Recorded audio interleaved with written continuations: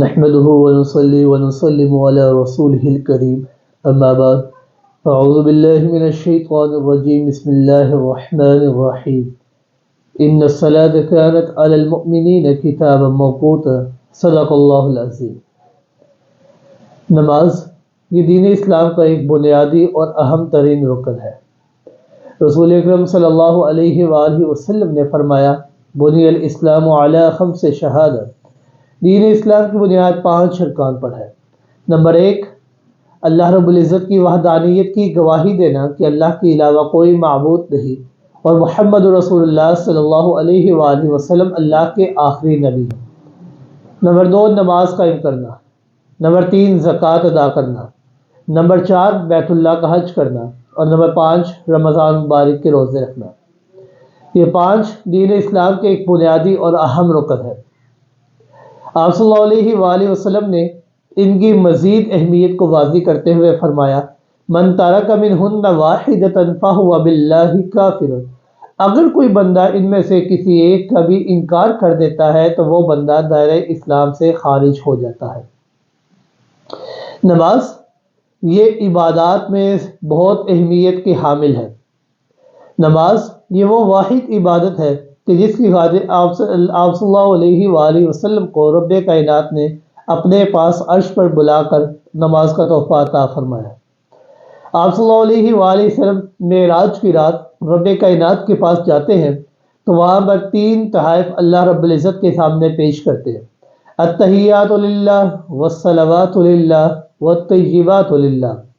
رب کائنات آپ صلی اللہ علیہ وآلہ وسلم کو 3 تحائف دیتے ہیں، السلام علیکہ ایہا النبی ورحمۃ اللہ وبرکاتہ۔ لیکن قربان جائے آپ صلی اللہ علیہ وآلہ وسلم کی شان پر کہ آپ صلی اللہ علیہ وآلہ وسلم بلندی کے اس مقام پر پہنچے ہیں کہ جہاں پر 7 آسمان اور زمین آپ کے نیچے ہے، سورج، چاند، ستارے، سیارے، ہر چیز آپ کے نیچے ہے، لیکن وہاں پر جا کر بھی آپ صلی اللہ علیہ وآلہ وسلم اپنی امت کو نہ بھولے۔ آپ صلی اللہ علیہ وآلہ وسلم نے فرمایا کہ جس طرح میرے اوپر سلامتیاں ہیں، رحمتیں ہیں، برکتیں ہیں، اسی طرح میری امت کے نیک لوگوں کے اوپر بھی اللہ اپنی سلامتیوں کا نزول فرما، السلام علینا وعلی عباد اللہ الصالحین۔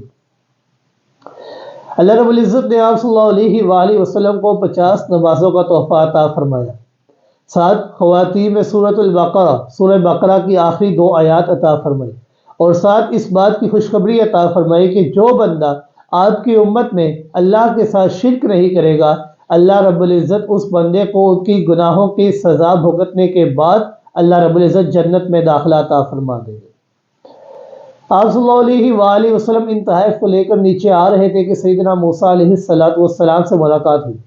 سیدنا موسیٰ علیہ السلام کو بتایا کہ 50 نمازوں کا تحفہ ملا ہے، تو سیدنا موسیٰ علیہ السلام نے فرمایا، اے اللہ کے رسول صلی اللہ علیہ وآلہ وسلم، اس کے اندر ذرا تخفیف کروائیے، کیونکہ وہ آپ سیدنا موسیٰ علیہ السلام اپنی امت کے حالات سے واقف تھے کہ امت کے لوگ کس طرح سستی کا مظاہرہ کرتے ہیں۔ آپ صلی اللہ علیہ وآلہ وسلم نے تخفیف کی درخواست کی، رب کائنات نے 5 نمازیں کم کر دی۔ حضرت موسیٰ علیہ السلام نے فرمایا کہ اس میں اور تخفیف کروائے۔ آپ صلی اللہ علیہ وآلہ وسلم نے اور تخفیف کی درخواست کی، رب کائنات نے 5 اور نمازیں کم کر دی۔ یہ 5 نمازیں کم ہوتے ہوتے ہوتے آخر میں صرف 5 نمازیں رہ گئی۔ سیدنا موسیٰ علیہ السلام نے فرمایا، آپ کی امت اس کی بھی طاقت نہیں رکھے گی، اس میں بھی تخفیف کروائے۔ آپ صلی اللہ علیہ وآلہ وسلم نے فرمایا کہ اے موسیٰ، اب مجھے شرم و حیا آتی ہے کہ اب میں اوپر گیا تو کہیں یہ نہ ہو کہ اللہ رب العزت اس تحفے کو ہی ختم کر دے، کیونکہ جس حساب سے 5 کم ہو رہی ہے، اب آخر میں صرف 5 نمازیں ہی رہ گئی ہیں، اب میں اوپر گیا تو مجھے ڈر ہے کہ کہیں اللہ رب العزت اس تحفے کو ہی ختم نہ کر دے۔ تو رب کائنات غیب سے آواز دیتے ہوئے فرماتے ہیں کہ اے مجھ سے آپ صلی اللہ علیہ وآلہ وسلم، تبدیلی آپ کی جانب سے ہوئی ہے، میں اللہ کی جانب سے نہیں ہوئی۔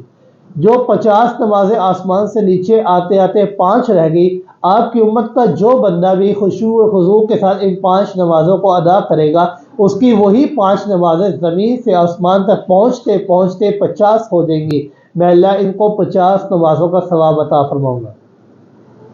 ایک حدیث میں آتا ہے کہ آپ صلی اللہ علیہ وآلہ وسلم نے فرمایا، الصلاۃ معراج المؤمن، نماز یہ مومن کی معراج ہے۔ نماز میں گویا کہ انسان اپنے رب سے ہم کلام ہوتا ہے۔ جب نمازی کہتا ہے الحمدللہ رب العالمین، رب کائنات فرماتے ہیں حمدنی عبدی، میرے بندے نے میری تعریف بیان کی۔ جب بندہ کہتا ہے الرحمن الرحیم، رب کائنات فرماتے ہیں اثنا علی عبدی، میرے بندے نے میری ثنا بیان کی۔ جب بندہ کہتا ہے مالک یوم الدین، رب کائنات فرماتے ہیں مجدنی عبدی، میرے بندے نے میری بزرگی بیان کی۔ جب بندہ کہتا ہے ایاک نعبد و ایاک نستعین، رب کائنات فرماتے ہیں ھذا بینی و بین عبدی، یہ میرے اور میرے بندے کے درمیان تقسیم ہے۔ جب بندہ کہتا ہے اہدنا الصراط المستقیم صراط الذین انعمت علیہم غیر المغضوب علیہم ولا الضالین، تو رب کائنات فرماتے ہیں ھذا لعبدی ولعبدی ما سأل، یہ میرے بندے کے لیے ہے اور میرے بندے کے لیے وہی کچھ ہے جو اس نے مجھ سے مانگا۔ اس نے مجھ سے صراط مستقیم مانگا، اس نے مجھے نیک لوگوں کا رستہ مانگا، انعام یافتہ لوگوں کا رستہ مانگا، مغضوب علی اور ظالم لوگوں کے رستے سے پناہ مانگی، میں اللہ اس کو وہ عطا کر دیتا ہوں۔ گویا کہ نماز میں انسان اپنے رب سے ہم کلام ہوتا ہے۔ نماز یہ وہ واحد عبادت ہے کہ اس کی بدولت اللہ رب العزت انسان کے گناہوں کو جھاڑ دیا کرتے ہیں۔ آپ صلی اللہ علیہ وآلہ وسلم حضرت ابو ذر غفاری رضی اللہ تعالیٰ عنہ کے ساتھ موسم خزاں کے سفر میں تھے۔ موسم خزاں تک آپ صلی اللہ علیہ وآلہ وسلم نے درخت کی ایک ٹہنی کو پکڑا اور اس کو ہلایا، اس کے پتے پہلے ہی جھڑ رہے تھے لیکن جب ہلانے سے اس کے پتے فوراً جھڑ گئے۔ آپ صلی اللہ علیہ وآلہ وسلم نے فرمایا کہ جب کوئی بندہ 5 نمازوں کو ادا کرتا ہے تو اللہ رب العزت اس کے گناہوں کو بھی اس طرح جھاڑ دیتے ہیں جس طرح اس درخت کی ٹہنی سے پتے جھڑ گئے۔ اور ایک حدیث میں آتا ہے کہ آپ صلی اللہ علیہ وآلہ وسلم نے فرمایا کہ جو بندہ 5 نمازیں ادا کرتا ہے، ان کو ان کے وقت پر ادا کرتا ہے، ان کے لیے اچھی طرح وضو کرتا ہے، ان کے رکوع کا خیال کرتا ہے، ان کے سجدوں کا خیال کرتا ہے، اس کی نماز کے اندر خشوع اور خضوع ہوتا ہے، تو اللہ رب العزت ایسے بندے کی مغفرت کو اپنے اوپر لازم کر لیا کرتے ہیں کہ میں نے اس کے گناہوں کو معاف کرنا ہے۔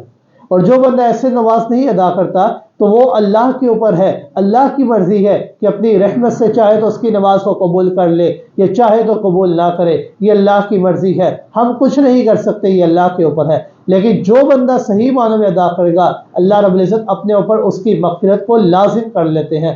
لہٰذا یہ نماز یہ بڑی اہم ترین عبادت ہے، اس کو اللہ رب العزت سے دعا کرنی چاہیے کہ اللہ رب العزت ہمیں اس کو صحیح معنوں میں ادا کرنے کی توفیق عطا فرمائے۔ وما علینا الا البلاغ المبین۔